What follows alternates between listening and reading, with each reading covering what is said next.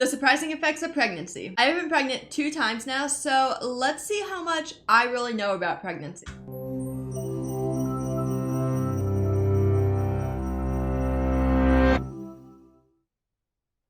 Muscles and joints shift and jostle. The heart Knew that. That's so freaking obvious. I can feel that every single day. I still feel it, so its pounding rhythm speeds up. Blood roars through the arteries and veins. Over the course of a pregnancy, every organ in the And you can feel it. You can feel it. Every single bit of it. body changes. Ignited by a range of hormones, these changes begin as soon as pregnancy begins. That's literally crazy because, like, you grow a whole human in your womb, in your body, in your stomach for 9 months, and then you just give birth, and, like, there's a whole new person. Like, what the heck? That's literally crazy. Like, that whole human is inside your stomach. That's insane. Just days after fertilization, the embryo implants in the lining of the uterus. Because its DNA doesn't exactly match the mother's, the immune system should theoretically recognize it as an invader, attack and destroy it, like it would bacteria or... I've heard that, like, some people, if, like, you're infertile, this could be why, like, your body always fights it off. Like, that's a big reason why, like, girls can be infertile. I've heard. That could not be true, but that's what I've heard. I'm not an expert in any way, but...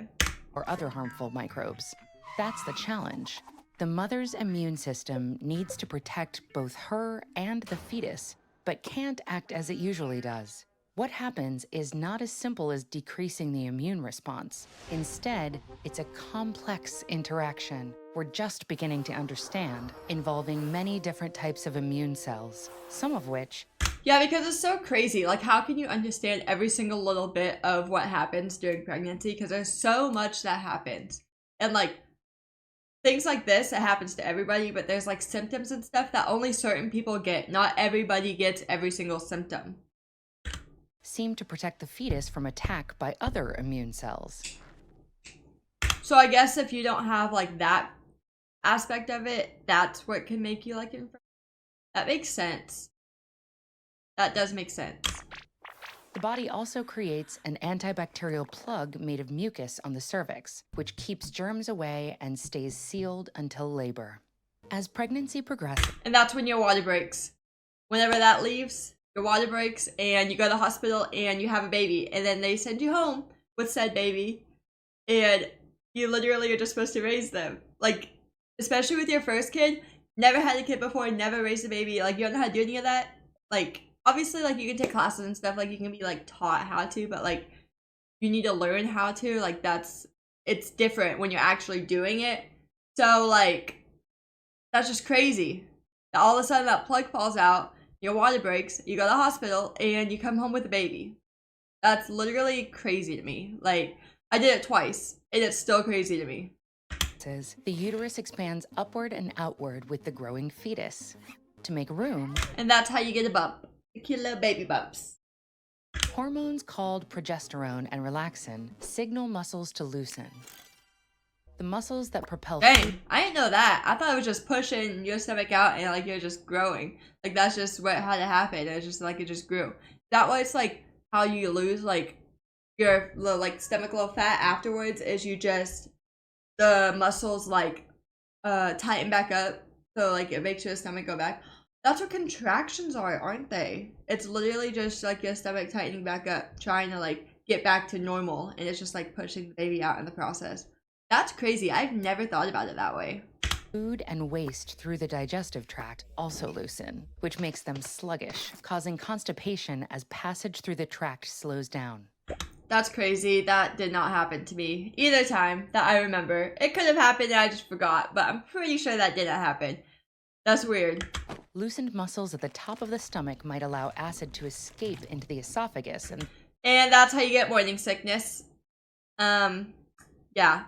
That's not fun at all. I didn't get morning sickness the first time, but the second time I did, and it is absolutely awful. It is not fun whatsoever. Throat, causing heartburn and reflux. These changes can worsen morning sickness, which is caused in What did I just say? I'm a genius.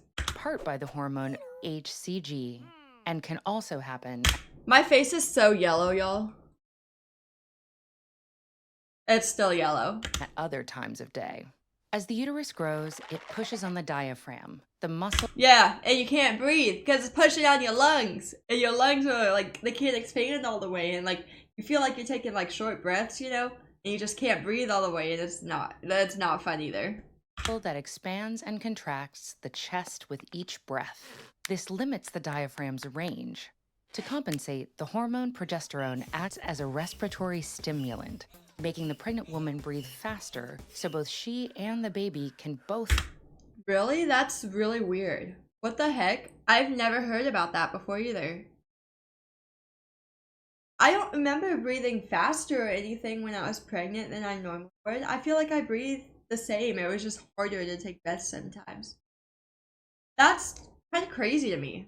Get enough oxygen with less lung capacity. This all may leave the pregnant woman feeling short of breath. I did get short of breath a lot. So maybe I did feel it. Like maybe I was breathing faster. I just didn't realize it like in the moment. Meanwhile, the kidneys make more erythropoietin, a hormone Oh, what? I can't even pronounce that word. What? Excuse me? that increases red blood cell production. The kidneys also keep extra water and salt rather than filtering it out into urine to build up. Then why do you pee so dang much when you're pregnant? Like, if it's taking more of the water out, making it where less water goes to your bladder, why do you pee so dang much? I don't like peeing so dang much. So what is that? Those don't add up at all. I feel like it's saying completely different than what like it feels like is happening. Up the volume of the blood. A pregnant woman's blood volume increases by 50% or more, but it's also a bit diluted because it only has 25% more red blood cells.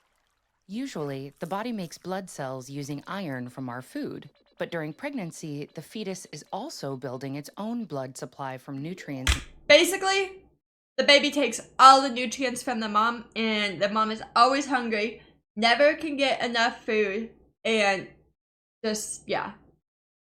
I don't know where else I was going with that, but basically the baby takes everything out of you. In the mother's food, leaving less iron and other nutrients for the mother. The heart That's why you take prenatals. has to work extra hard to pump all this blood through the body and placenta. A pregnant woman's heart rate increases, but we don't fully understand how blood pressure changes in a healthy pregnancy. My heart rate increased kind of so much. Like literally I would walk, and when I'd be out of breath, I'd look at my Apple Watch like for my heart rate, and it was literally like what, 150 I think. I got up to like 180 I think, if I'm saying that right. I'm pretty sure I'm saying that right. I'm pretty sure my heart rate got up to 180 something, but it was like on average 150, and I feel like that's not good. But my doctors never were concerned about it, so I mean, an important area of research because some of the most serious complications are related to the heart and blood pressure. I have heard that before. The expanding uterus may press on veins, causing That's what it felt like my kids were doing inside of me. Like, what the heck? Why you, and you, like, all them, like, you can see on the outside, basically. Like, you can see them moving around. And it looks like a little aliens inside your stomach. That is literally, it's insane. fluid buildup in the legs and feet. If it presses on a large vein called the inferior vena cava, it might interfere with blood returning to the heart, causing a dizzying drop in blood pressure after standing for too long. Some of these changes start. I thought more things happened when you sat for too long. I don't remember hearing anything about, like, if you stand too long. What? Reverse even before birth. Shortly before delivery, the fetus drops down, And you can feel it. You can feel it. Let me just say that. You can feel it. decreasing the pressure on the diaphragm and allowing the pregnant woman to take deeper breaths. During labor and birth, much of the extra fluid in the body is lost when the water breaks.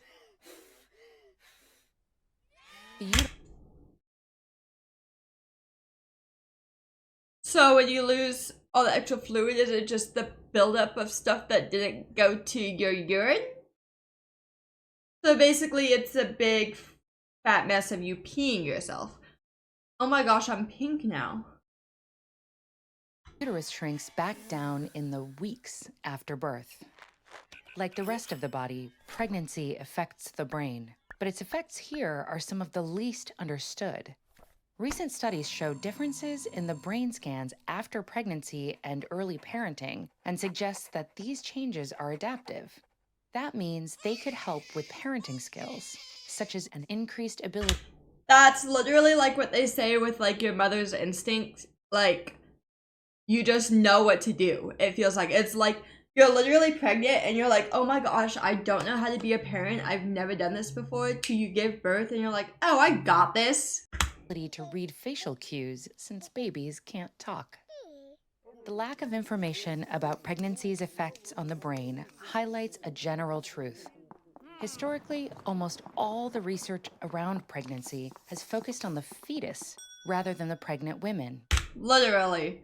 Like, it's so hard to find things about, like, oh, why is this happening while I'm pregnant? But, like, if it's involving the baby, then they're like, oh yeah, we know everything about it. Don't you even worry.